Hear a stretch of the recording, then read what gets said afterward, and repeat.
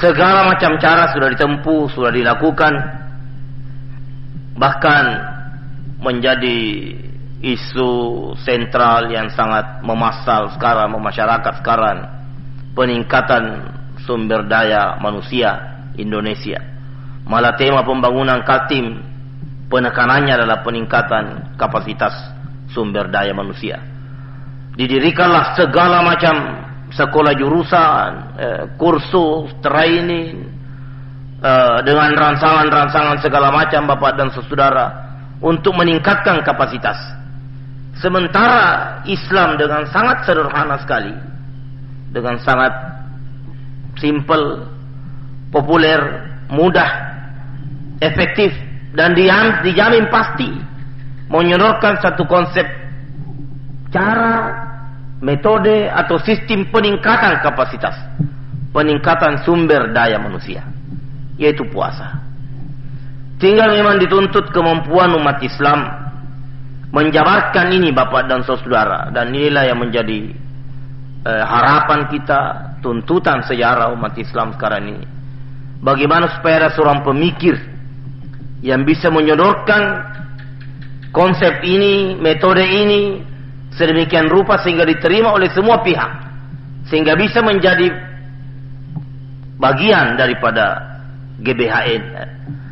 Disodorkan lewat sidang MPR bahwa cara yang paling baik untuk meningkatkan kapasitas sumber daya umat manusia, rakyat Indonesia, adalah berpuasa. Dari tahun ke tahun hendaknya ada penelitian, hendaknya ada evaluasi, hendaknya ada studi khusus untuk itu. Bagaimana puasa yang benar sehingga betul-betul meningkatkan kapasitas, meningkatkan kualitas sumber daya manusia ini. Allah Subhanahu wa taala secara eksplisit, tanpa bahasa yang pakai embel-embel, tanpa perlu analisa, begitu tajam dan begitu jelas, Allah mengatakan kalau mau meningkat mencapai la'allakum tattaqun, dengan kapasitas indikator bahwa orang yang takwa dia gampang menemukan pemecahan terhadap problema yang ada. Dia bisa menemukan sumber rezeki dari jalur yang tidak duga-duga. Dia akan berhasil meraih kemampuan untuk menjadikan pekerjaannya yang berat-berat menjadi pekerjaan yang ringan dan mudah. Kalau ternyata Bapak dan Saudara puasa kita selama ini tidak berhasil mengantar kita ke sana, yang paling jujur dan yang paling selamat, yang paling aman, bahkan yang paling perlu untuk dilakukan adalah introspeksi, pengakuan secara jujur bahwa puasa saya yang belum benar. Dan secara jujur memang kita akui beberapa peringatan hadis Rasulullah sallallahu alaihi wasallam menyangkut masalah ini. Memang yang paling baik kita mengaku bahwa puasa kita belum kita tunaikan sebagaimana yang dikehendaki oleh Allah Subhanahu wa taala, yang dijamin akan mengangkat kapasitas kita mencapai la'allakum tattaqun itu. Barangkali Bapak dan Saudara menanam saja di dalam diri keinginan keras, harapan yang bulat, tekad yang tajam untuk bisa melakukan puasa yang bisa mengangkat kapasitas kita, itu sudah mendapat nilai di sisi Allah Subhanahu wa taala. Apalagi kalau tekad ini memang diiringi, diikuti terus dengan usaha yang relevan dengan tekad itu. Di pesantren ini Bapak dan Saudara tidak sedikit, walaupun kita juga akui makin lama makin terasa bahwa memang tidak ringan tantangan yang kita hadapi saat ini. Sejak tahun lalu atau beberapa tahun yang lalu kita sudah mulai mencoba mengupayakan peningkatan kuantitas dan tentunya kualitas qiyamul Ramadan kita, salat lail kita dari jam 00 sampai jam 4. Walaupun tidak disangkal bahwa dari jam 00 sampai jam 4 itu yang amruk, yang jatuh bangun juga tidak sedikit Bapak dan Saudara. Yang hilang dalam perjalanan, lenyap, tidak tahu kemana. Secara fisik dia ada, tapi secara non fisik dia tidak ada. Itu adalah proses Tapi kita tentunya harus merasa belum puas. Kapasitas yang kemudian kita capai, kualitas yang kemudian kita raih, belum seperti yang sangat kita inginkan. Walaupun memang terasa ada hal yang kita raih, Bapak dan Saudara. Kita jangan sampai membuat pernyataan lepas seolah-olah Allah Subhanahu wa taala tidak memberi harga apa yang telah kita kerja. Sekali lagi bahwa dengan penuh rasa syukur, sudah luar biasa yang diberikan oleh Allah Subhanahu wa taala kepada kita.